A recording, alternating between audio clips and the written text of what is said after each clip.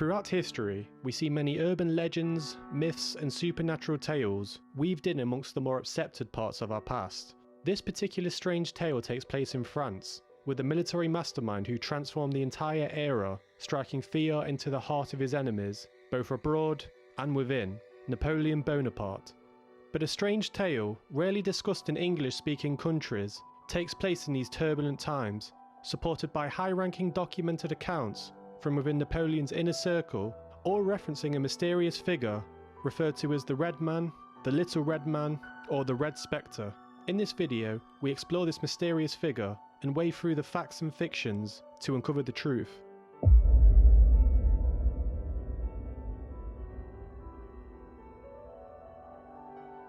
Napoleon was no stranger to intrigue, superstition, or the supernatural. Starting off as a young artillery officer in the midst of the bloody French Revolution, Napoleon quickly rose to prominence and recognition as he grew in power and ambition.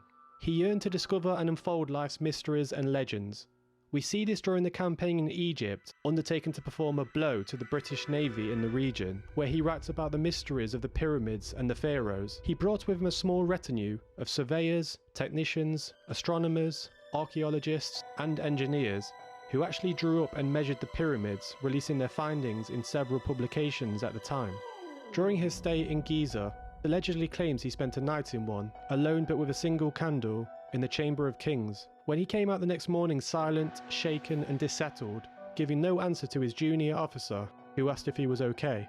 When asked on his deathbed about these events, it's reported he replied, "Even if I told you, you would never believe me." On a side note, this links to another account of Dr. Paul Brunton, a British philosopher who spent a night alone in the pyramids. He writes about his own account of his overnight stay and even went on to claim, for the first and only time in his life, the ability to astral project due to the pyramid's energy charging this, where he describes this as a disconnect between the physical and the psychic body, claiming he could move freely in a floating sensation, describing the silver coil tying him with his physical body. Astral projection is explained and expanded on more in the video link below. Could Napoleon be making a similar reference to an out-of-body otherworldly experience in which he did not share publicly? Born on the island of Corsica in the Mediterranean in 1769, when it was under French control, Corsica was not a wealthy island and had many local folk tales and the belief of witchcraft and the evil eye that existed in the natives' day-to-day life. Even Napoleon's nurse, when he was an infant, preached about the importance of warding off demons and bad spirits, which perhaps shaped Napoleon's later life interest in the mysterious side of life, taking an interest in ghost stories and the supernatural, or carrying strong superstitions such as disliking Fridays or the number 13.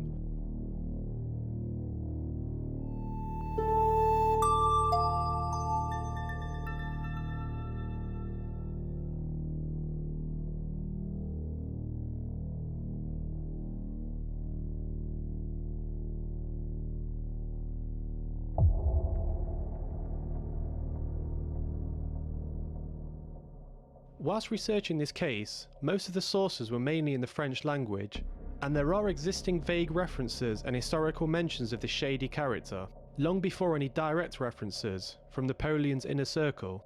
The Red Man was first mentioned as early as 1542, appearing to Queen Catherine de' Medici, and was said to appear to French royalty in times of trouble or turmoil, in which any French history admirer knows this was certainly not rare. Many other accounts of this figure exist around this period, such as Mary Antoine's retinue of court ladies, who describe being startled by the sudden presence of a small man clothed entirely from crown to heel in scarlet red, who looked at them with such unearthly eyes, they were frozen with terror and fled. Some French accounts and theories say the Red Man is a ghost of a butcher, who was strangled on the order of Queen Catherine de' Medici, swearing he would return to plague all future inhabitants of the now destroyed Tuileries Palace.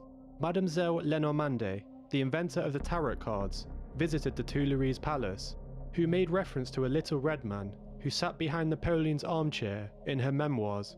Perhaps this could be a reason why he chose to advise or aid Napoleon in his future campaigns, as the tales suggest, due to his stern anti-royal stance. There was even a famous song written at the time, translated to the Little Red Man or the Petit Homme Rouge, about his different hauntings around the palace and his appearing in crises. He is said to have finally disappeared when the palace burnt down in 1871, vanishing from all records and time ever since. There is also mention of him in a political cartoon, which translates to, "The Red Man stops the last efforts of the tyrant, and death shows him the only path open to the end in his exile." The alleged tale goes that Napoleon first met this figure in Egypt in 1798, where he told of Napoleon's future and advised him. If the early accounts are to be believed, he was referred to as a spirit or a genie. They claim he foresaw Napoleon's victory and success on the battlegrounds of Europe. It's even said the Red Man warned Napoleon he would return to find an alliance of Russia, Turkey and Britain all against him. There is also another account of this by the French translator Auguste Jean Baptiste, having made references to a man all clothed in red who demanded an audience with Napoleon around the time of the Battle of the Pyramids. Some even believe there is a direct reference from Napoleon himself in Napoleon's memoirs, written by his aide, Count General Rapp. He discusses a lucky star, or the Star of Destiny, who guided him. At one point in these memoirs, Napoleon leads an archbishop to a window and asks if he sees the star. When the archbishop replies he sees nothing, Napoleon declares, "So long as I am the only one who perceives it, I will pursue my course and will hear no reflections on my conduct, a mystical guide or a tyrant's trick." This links to General Rapp's own account that speaks of the Red Man's influence over Napoleon. He goes on to say he walked in Napoleon's quarters to discuss an urgent matter with him, and saw Napoleon standing perfectly still, staring at the sky through the window. Napoleon remarked, whilst keeping his eyes fixed out the window, asking Rapp if he saw the Red Star of Destiny, as big as the moon, describing this to have never abandoned him. Years later, in the doomed Russian campaign, Rapp records Napoleon as dismissing naysayers with the comments, "It is the 19th of October. You see how fine it is. Do you not recognize my star?" In Rapp's accounts, it details how Napoleon named his star the Fiery Red One, and that it sometimes came to him in the form of a red man.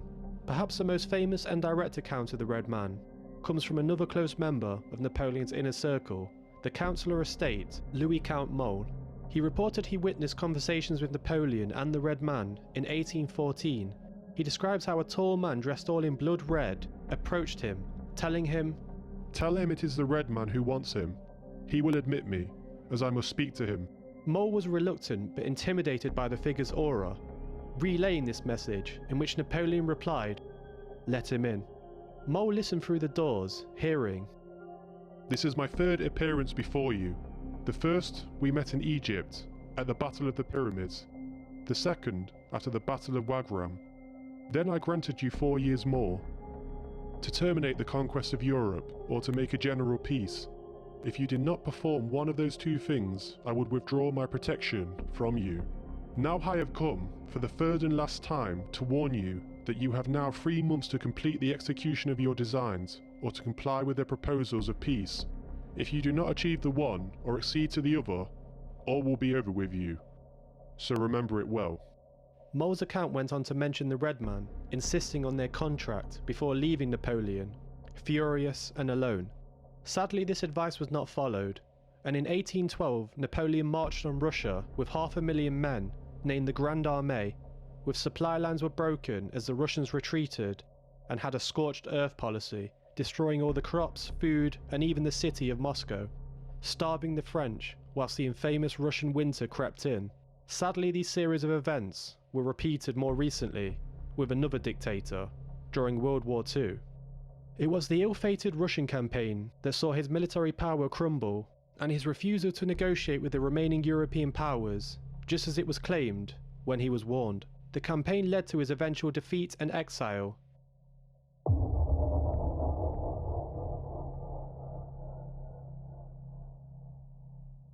There have been many great, charismatic figures and conquerors in history, such as Alexander the Great, born to a king, or Napoleon's British nemesis, the aristocratic Duke of Wellington. But a factor that set Napoleon apart was that he was a low-born outsider, who through sheer abilities, intellect, and a spot of luck, rose his way up to the ranks, defeating enemies on the outside as well as within.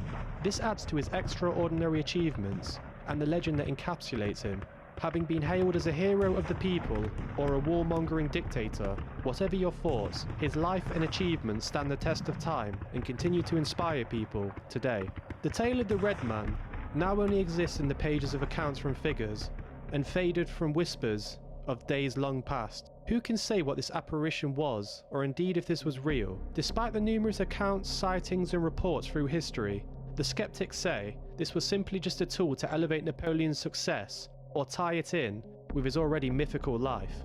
Perhaps the Red Spectre was even just a subconscious embodiment of Napoleon's greatness or his sinister traits, a metaphor for his larger-than-life reputation and the ability to sway vast amounts of people, the strategic genius that led him to his greatness, and then eventually, his doom.